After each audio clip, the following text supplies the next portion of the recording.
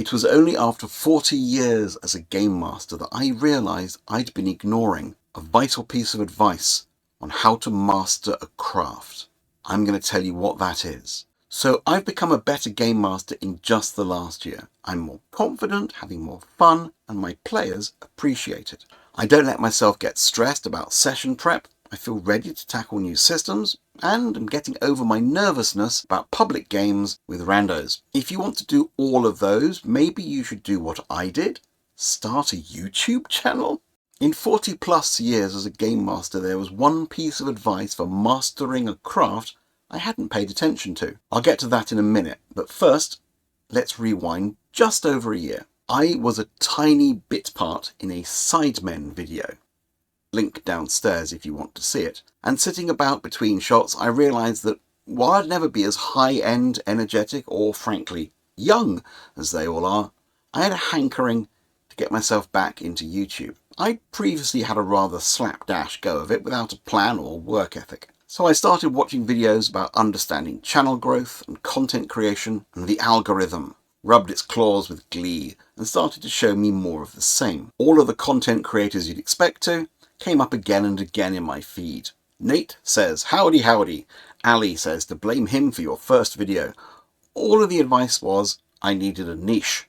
The better advice was to be specific and narrow in that niche. What would my niche be? I finally took some advice, and it was from Stephen Thompson. You are your own niche. I wrote on an index card, I am a, and stared at it.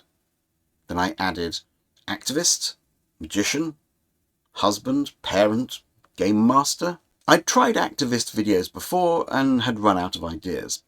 Magicians don't watch each other's content unless we're famous, and I'm not that.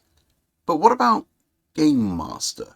I wrote down, why would anyone care about the perspective of someone who doesn't even run Dungeons and Dragons? Isn't D&D the market? It's a big niche, practically an alcove. Someone who has never run D&D? Wait, keep writing. I've run over 30 systems in 40 plus years as a GM with many different groups of players. I thought, there's a niche maybe. I tried to brainstorm a list of 10 video ideas for advice I'd give a newbie game master in the library one afternoon, and I wrote 43. Aha! Let's skip back forward to the present. At the time of making this video, I've been here a year, and I've gained 1,200 subscribers. I had promised myself not to do a what YouTube taught me with less than 100 subs video, as there's so many of those. And I think starting from scratch a YouTube channel about starting from scratch a YouTube channel is much the same as talking to yourself in a mirror. It can be useful, but it can't be all you do. So I'm not going to pontificate at you about what has worked and not worked, or give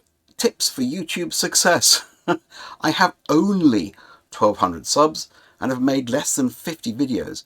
I'm a blip. This is simply not enough data. Instead, let me tell you something I can be sure of, because I have a lot more experience as a game master. Being on here has helped me improve my role playing in several ways that starting a channel about being a role player can help you improve too.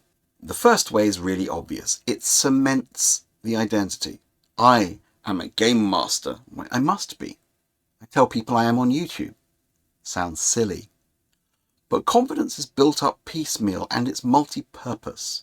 Confidence from here makes me more assured of myself elsewhere, such as at the gaming table. Next, if I'm going to tell people on YouTube that I'm a game master, I really should get on with it and run more games. Having the confidence boost from being able to mention this channel has pushed me to run a convention game for the first time. Expect a video after that happens about how it went.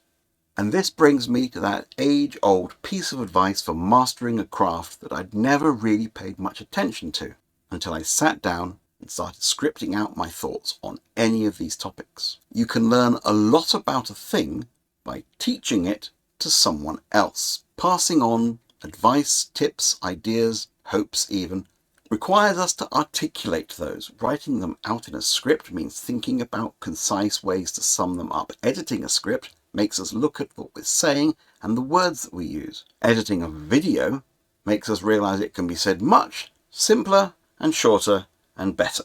And the conversations in the comments can open our eyes to new ideas, new techniques, and new games.